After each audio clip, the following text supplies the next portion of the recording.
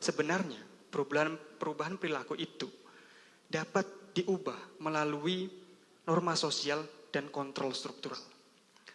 Dari norma sosial, pendidikan misalnya menanamkan nilai etika konsumsi dalam kurikulum.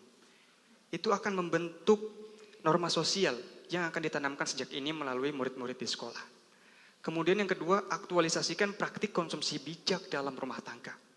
Pembiasaan di rumah, orang tua yang membiasakan anaknya untuk tidak boros dalam makan, menjaga pangannya, akan memberikan norma sosial kepada anak-anaknya sejak dari rumah.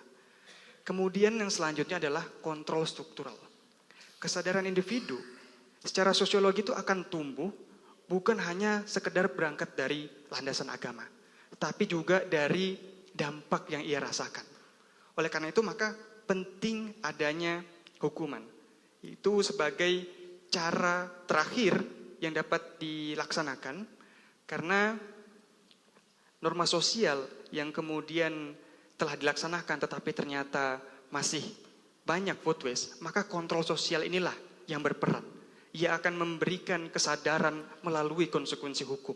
Kesadaran bahwa food waste merupakan tindakan yang harus dihindari.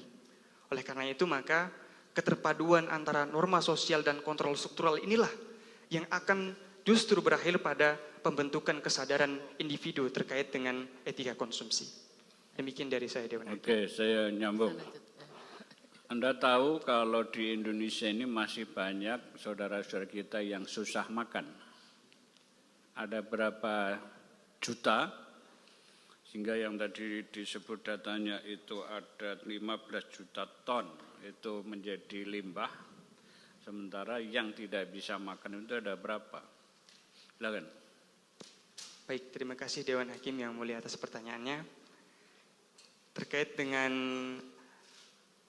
masyarakat yang surplus sampai menghasilkan 15 juta ton food waste, kemudian terkait dengan masyarakat lain yang mengalami kekurangan pangan, ini tingkatnya sampai berjuta-juta.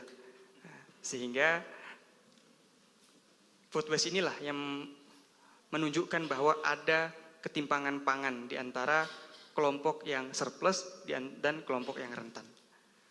Oleh karena itu, maka perlu menanamkan etika konsumsi ini dalam kehidupan sehari-hari, sehingga ketimpangan pangan yang terjadi, baik itu kelompok surplus, bisa disalurkan dengan kelompok rentan. Demikian dari saya, Dewan Hakim.